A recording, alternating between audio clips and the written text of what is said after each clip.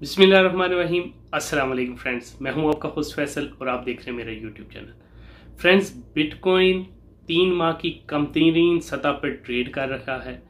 क्या आपको लगता है कि फ्यूचर में बिटकॉइन गोल्ड की प्राइसेस को टच करेगा? क्या फ्यूचर में बिटकॉइन गोल्ड की रिप्लेसमेंट बन सकता है? बिटकॉइन बेसिकली एक इंतहाई पेचीदा मामला है और 21वीं सदी की सबसे मुतनाज़ा टेक्नोलॉजी भी बिटकॉइन ही है। आज की इस वीडियो में हम बिटकॉइन के बारे में बात करेंगे, ये कैसे स्टार्ट हुई, इसके बारे में क्या चल रहा है, वगैरह वगैरह। इससे पहले अगर आपने मेरा चैनल सब्सक्राइब नहीं किया तो मेरे चैनल को सब्सक्राइब करें और बेल के आइकन को ज़रूर प्रेस करें। सबसे पहले हम बात करते हैं कि बिटकॉइन स्टार्ट कैसे हुई। जापान में सतोशी नाकामोटो नाम के एक बंदा जो है वो ये दावा करता है कि ये बिटकॉइन उसने इजाद की है और ये दावा 2007 में उसने किया था। लेकिन कोई भी बंदा इस सतोशी नाकामोटो को नहीं जानता और माहिरीन ये ख्याल करते हैं कि बिटकॉइन बनाने के पीछे सिर्फ एक बंदे का नहीं, बेशुमार बंदों का हाथ हो सकता है।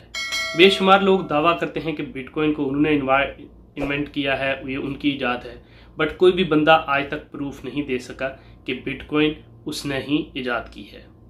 बिटकॉइन की जो ओरिजिनल वेबसाइट है bitcoin.org, ये 2008 में रजिस्टर्ड हुई थी और इस वेबसाइट के रजिस्टर होने के चंद माह के बाद ही बिटकॉइन जो है वो एक्टिव हो गई। अगर आप ये सोच रहे हैं कि बिटकॉइन के अगेंस्ट पहली डील कब हुई थी, तो बिटकॉइन के अगेंस्ट पहली डील यूएसए में एक कंप्यूटर प्रोग्रामर ने 10,000 बिटकॉइंस देके पापा जॉन्स के पिज़्ज़े खरीदे थे।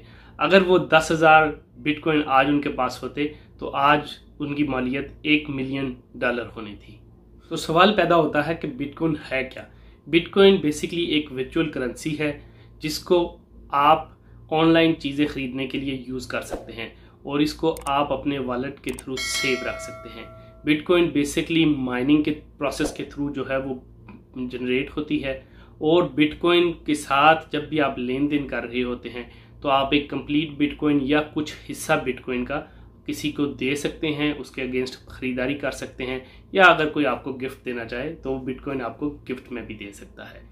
बेसिकली बिटकॉइन एक कंप्यूटर फाइल की तरह होती है जो कि ब्लॉकचेन्स के थ्रू मॉनिटर की जाती है और इसके थ्रू ही इसकी चोरी और इसका ट्रैक रिकॉर्ड रखा जाता है।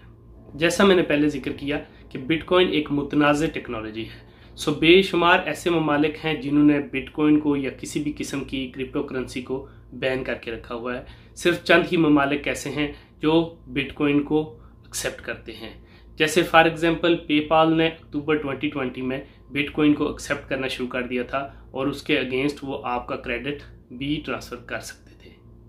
बिटकॉइन की कीमत में उतार चढ़ाव मुसलसल जब से ये करेंसी शुरू हुई है तो चल रहा है।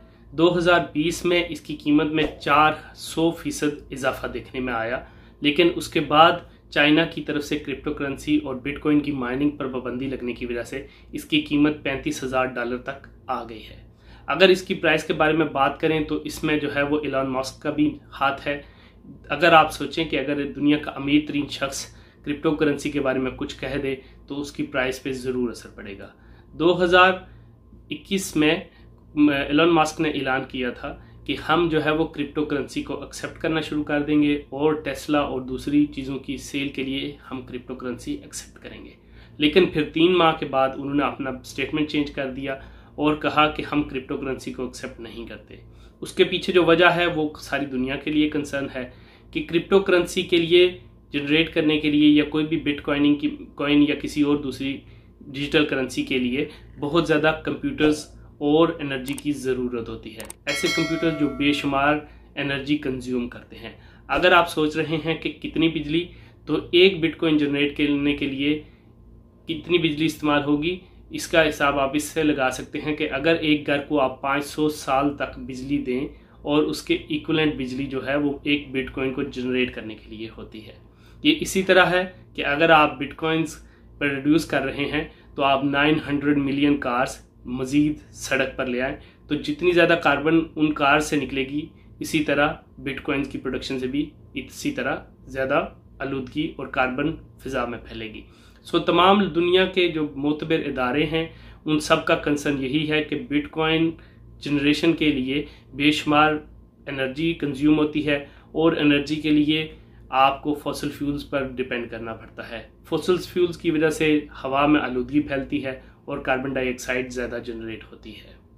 दुनिया में सबसे ज़्यादा बिटकॉइन की माइनिंग जो है वो चाइना में 75% की जाती है।